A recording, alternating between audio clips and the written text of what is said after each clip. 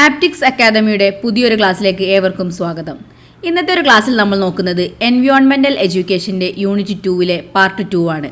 കഴിഞ്ഞൊരു ക്ലാസ്സിൽ നമ്മൾ land resource, forest resource, water resource ഇത്രയും കാര്യങ്ങൾ നോക്കിയിട്ടുണ്ടായിരുന്നു. ഇന്നത്തെ ഒരു ക്ലാസ്സിൽ നമുക്ക് നോക്കാനുള്ളത് mineral resource, food resource, energy resource. ഇതൊക്കെ എല്ലാവർക്കും അറിയുന്ന കാര്യങ്ങളാണ്, അതുകൊണ്ട് തന്നെ പെട്ടെന്ന് നമുക്ക് നോക്കിപ്പോവാം. മിനറൽ റിസോഴ്സ് എന്ന് പറയുന്നത് എന്താണ്? സബ്സ്റ്റൻസ്, കെമിക്കൽ കോമ്പോണൻസ്, റോക്സ് അങ്ങനെയുള്ള വസ്തുക്കളാണ് മിനറൽ റിസോഴ്സിൽ വരുന്നത്. നമുക്ക് നിത്യോപയോഗ സാധനങ്ങളായ ഗ്ലാസ്സുകൾ, ടൂൾസ്, എക്യുപ്മെൻറ്റ്, പാത്രങ്ങൾ അങ്ങനത്തെ കാര്യങ്ങളൊക്കെ ഈ ഒരു മിനറൽസ് ഉപയോഗിച്ചിട്ടാണ് ഉണ്ടാക്കുന്നത്. മിനറൽസിൽ തന്നെ 2 ടൈപ്പ് ഉണ്ട്. ഓപ്പൺ ബിറ്റ് ടൈപ്പ് മൈനിങ്ങും ക്ലോസ്ഡ് ടണൽ ടൈപ്പ് മൈനിങ്ങും. അതിലെന്താണ് ഓപ്പൺ ബിറ്റ് ടൈപ്പ് മൈനിങ് എന്ന് പറഞ്ഞാൽ എന്താണ്?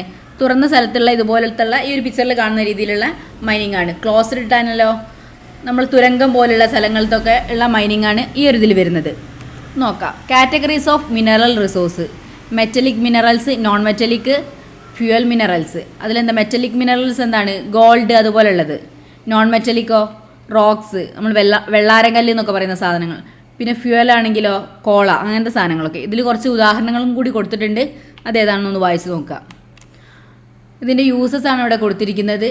നമുക്ക് വാച്ചുകൾ, പൈപ്പ്സ് അതുപോലെയുള്ള പല വസ്തുക്കളും ഉണ്ടാക്കുന്ന, എന്തിന് പെൻസിലിൻ്റെ ലെഡ് വരെ ഉണ്ടാക്കുന്നത് ഇത്തരത്തിലുള്ള മിനറൽ യൂസ് ചെയ്തിട്ടാണ്. Mineral resource are finite and at certain point will be extinguished. In that case there are 4 possible solution. എന്തായാലും നമ്മൾ അധികമായിട്ട് ഉപയോഗിക്കുമ്പോൾ ഇതിനൊക്കെ പ്രശ്നം സംഭവിക്കും. എക്സ്പ്ലോർ ഫോർ മോർ മിനറൽസ്, മറ്റുള്ള മിനറൽസിൻ്റെ സാധ്യതകൾ കണ്ടെത്തുക. പിന്നെ റീസൈക്കിൾ ചെയ്യുക. പിന്നെ എന്താണ് പറ്റുന്നത്? Find out alternative solutions, alternative വഴി ഈ മിനറൽസിന് പകരം ഉപയോഗിക്കാൻ പറ്റുന്ന സാധനങ്ങൾ കണ്ടെത്തുക. പിന്നെ design technology which avoid that minerals, പുതിയ പുതിയ സാങ്കേതിക വിദ്യകൾ ഉപയോഗിച്ചിട്ട് അത്തരത്തിലുള്ള മിനറൽസ് അല്ലാതെ അതിന് പറ്റുന്ന തരത്തിൽ ഉപയോഗിക്കാൻ പറ്റുന്ന നമ്മൾ ആൾട്ടർനേറ്റീവായിട്ടുള്ള തന്നെ കണ്ടെത്തുക. എന്നാൽ അതിന് ദോഷം വരാത്ത രീതിയിൽ ഉപയോഗിക്കാൻ പറ്റുന്ന ടെക്നോളജീസും കണ്ടുപിടിക്കും. ഇതിൻ്റെ മൈനിങ് കൊണ്ടുണ്ടാവുന്ന പ്രശ്നങ്ങൾ എന്തൊക്കെയാണെന്ന് വരുന്നത്: എയർ പൊല്യൂഷൻ വരാം, water pollution, land pollution, noise pollution, deforestation. എന്താ മരങ്ങളൊക്കെ നശിക്കും, ശബ്ദമലിനീകരണം ഉണ്ടാവും, പിന്നെ ജലാശയങ്ങളൊക്കെ കേടുവരും. അങ്ങനത്തെ കാര്യങ്ങളൊക്കെയാണ് ഇതിൻ്റെ എഫക്റ്റ് കൊണ്ട് ഉണ്ടാവാൻ പോകുന്നത്. Ways and means of preventing over exploitation of mineral resource. ഇതിന് വേണ്ടിയിട്ട് ഉണ്ടാക്കിയ കുറച്ച് പദ്ധതികളുണ്ട്. വൈൽഡ് ലൈഫ് പ്രൊട്ടക്ഷൻ ആക്ട്, അത് ഏത് വർഷമാണ്? 1972. ഏത് വർഷമാണ്? 1972. അടുത്തത് വാട്ടറിൻ്റെത്, അത് നോക്കുകയാണെങ്കിൽ എന്താണ്? 1974, 2 വർഷം കഴിഞ്ഞിട്ട്. അടുത്തത് ഫോറസ്റ്റ് കൺസർവേഷൻ ആക്ട് 1980. അടുത്തതോ എൻവയോൺമെൻറ്റൽ പ്രൊട്ടക്ഷൻ ആക്റ്റോ 1986. National mineral policy of India 1993. ഈ ഒരു പോളിസി ഇമ്പോർട്ടൻ്റ് ആയിട്ടുള്ളതാണ്. അപ്പോൾ ഓരോന്നിൻ്റെയും വർഷവും ഓർത്ത് വെക്കുക കറക്റ്റായിട്ട്. ഏതൊക്കെയാണ്? Wild life, water, forest, environment. ഇത്രയും നിയമങ്ങളാണ് എന്തിനു വേണ്ടിയിട്ട് വന്നത്? ഈ മിനറൽസിനെ സംരക്ഷിക്കുന്നതിന് വേണ്ടിയിട്ട് ഉണ്ടായിട്ടുള്ളത്. അപ്പോൾ അടുത്തൊരു പോയിൻറ്റ്സ് നോക്കാം.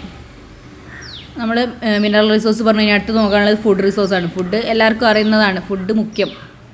Food is the second priority of man is in his list of basic needs. First beam water. First കാര്യങ്ങൾ എന്താണ് മനുഷ്യന് ജീവിക്കാനുള്ളതിൽ? വാട്ടറാണ്. അത് കഴിഞ്ഞാലുള്ള സെക്കൻഡ് പ്രയോറിറ്റിയാണ് ഫുഡ് എന്ന് പറയുന്നത്. എന്തൊക്കെയാണ് ഫുഡിന് നമുക്ക് ഉപയോഗിക്കുന്നത് ഇന്ത്യയിൽ? റൈസ്, വീറ്റ്, കോണ്, ചോളം, അരി, ധാന്യം അതുപോലുള്ള വസ്തുക്കളൊക്കെയാണ് നമ്മൾ ഉപയോഗിക്കുന്നത്. അതുകൂടാതെ തന്നെ മീനുകൾ ഉപയോഗിക്കുന്നുണ്ട്. പിന്നെ പാലുൽപ്പന്നങ്ങൾ, മൃഗങ്ങളുടെ മാംസം, ഇത്തരത്തിലുള്ളതൊക്കെയാണ് നമ്മൾ ഉപയോഗിക്കുന്നത് പൊതുവെ ഇന്ത്യയിൽ. അടുത്തത് ഫുഡ് ക്രൈസിസ്. എങ്ങനെയാണ് ഫുഡ് ക്രൈസിസ് ഉണ്ടാവുക? In short we can list the following as important dimensions of food crisis: slow economic growth of the country, inadequate food production, lack of quality warehouse to store food materials and good transport facility, malnutrition and lack of awareness about balanced diet. ഇങ്ങനത്തെ കാരണങ്ങളെ കൊണ്ട് എന്താണ് food crisis ഉണ്ടാക്കാം. കറക്റ്റായിട്ടുള്ള planning ഇല്ലെങ്കിൽ, മാൽന്യൂട്രീഷൻ്റെ ഉപയോഗം ഉണ്ടെങ്കിൽ, balanced diet അല്ലാതെ ഇപ്പോൾ നിറയെ ഫുഡ് കഴിക്കുകയാണെങ്കിലും നമുക്ക് ഇപ്പോൾ ഒരാൾക്ക് കഴിക്കേണ്ടതിൽ അമിതമായിട്ട് ഉപയോഗിക്കുകയാണെങ്കിൽ എന്താണ് മറ്റുള്ളവർക്ക് അത് ഉപയോഗിക്കാൻ പറ്റാത്ത വരും. അതുപോലെ എന്താണ് അത് സ്റ്റോർ ചെയ്യാൻ കറക്റ്റുള്ള ഒരു കപ്പാസിറ്റി ഇല്ലെങ്കിലും നമുക്ക് ഫുഡ് ക്രൈസിസ് നേരിടും. ഇപ്പോൾ നമുക്ക് ഒരു കർക്കിടക മാസത്തിൽ പഞ്ഞമാസം എന്നൊക്കെ പറയും. എന്തുകൊണ്ടാണ് പണ്ടത്തെ കാലത്ത് അങ്ങനെ പറഞ്ഞിരുന്നത്?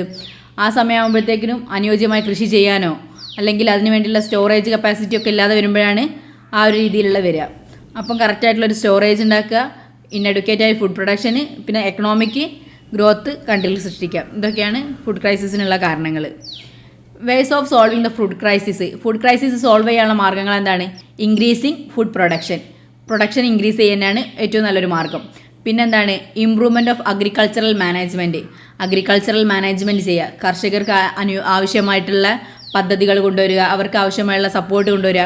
എന്താണ് നമ്മുടെ ഇന്ത്യയിൽ എപ്പോഴും സംഭവിക്കുന്നത്? അന്നം തരുന്ന കർഷകർക്ക് എപ്പോഴും എന്താണ് ആവശ്യത്തിനുള്ള പരിഗണനയോ ഇമ്പ്രൂവ്മെൻറ്റോ കൊടുക്കുന്നില്ല. അപ്പോൾ എന്താണ് അവരുടെ ജീവിതം മെച്ചപ്പെടുത്തുകയും ചെയ്യുന്നതാണ് ഫുഡ് ക്രൈസിസ് നമുക്ക് മാനേജ് ചെയ്യാൻ പറ്റുന്ന ഏറ്റവും നല്ലൊരു കാര്യം. അടുത്തത് നോക്കാം. എനർജി റിസോഴ്സാണ് നോക്കാനുള്ളത്. എനർജി റിസോഴ്സിൽ എന്തൊക്കെയാണ് വരുന്നത്? Today in all activity of human life use of energy has become indispensable. Energy is required to fulfil our daily basic needs.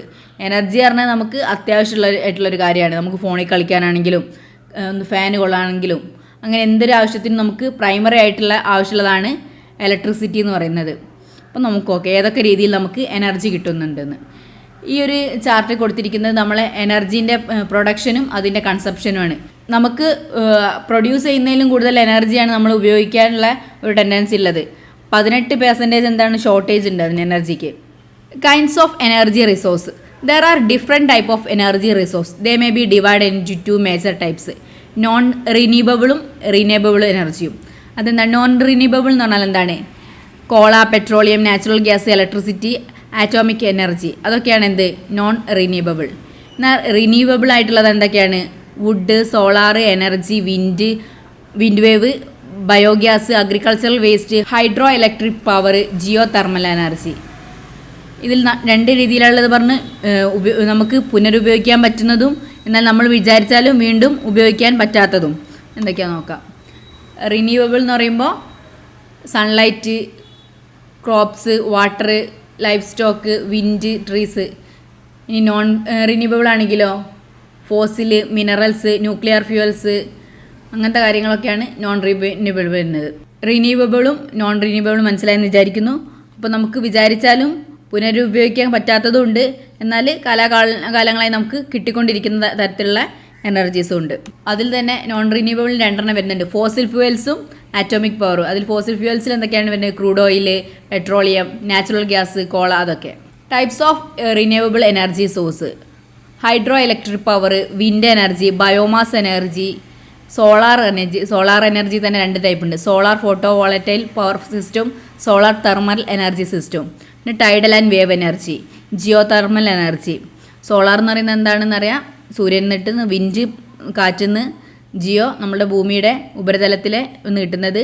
പിന്നെ ഹൈഡ്രോ എന്ന് പറഞ്ഞാൽ വെള്ളത്തിൽ നിന്ന് ഉപയോഗിക്കുന്നത്. പിന്നെ ബയോമാസ്, പിന്നെ ടൈഡ്, വേവ് എന്നൊക്കെ ഉണ്ടാക്കുന്നത്. ഇത്രയും കാര്യങ്ങളാണ് ഇതിൽ വരുന്നത്.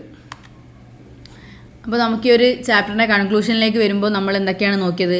Land, forest, water, mineral, food and other എനർജീസൊക്കെ എങ്ങനെയാണ് നമുക്ക് ഉപയോഗിക്കാമെന്നും അതിന് വരുന്ന പ്രോബ്ലംസ് എങ്ങനെ സോൾവ് ചെയ്യാമെന്നും അതിന് വേണ്ടിയുള്ള തീരുമാനങ്ങൾ എന്തൊക്കെ എടുക്കാമെന്നും. അപ്പോൾ ഇതിലൊക്കെ നിങ്ങൾ പ്രധാനമായിട്ട് എസ് എഴുതുമ്പോൾ ഏതൊക്കെയാണ്, ഇപ്പോൾ ഏതൊരെണ്ണം ചോദിച്ചാലും എസ് എക്ക് എല്ലാം എഴുതി വെക്കുക. എന്നിട്ട് ഓരോന്നിൻ്റെ ഉപയോഗം എങ്ങനെയാണെന്ന് എക്സ്പ്ലെയിൻ ചെയ്യുക. അതിനുണ്ടാവുന്ന അതിൻ്റെ ക്രൈസിസ് എന്താണെന്ന് എഴുതുക.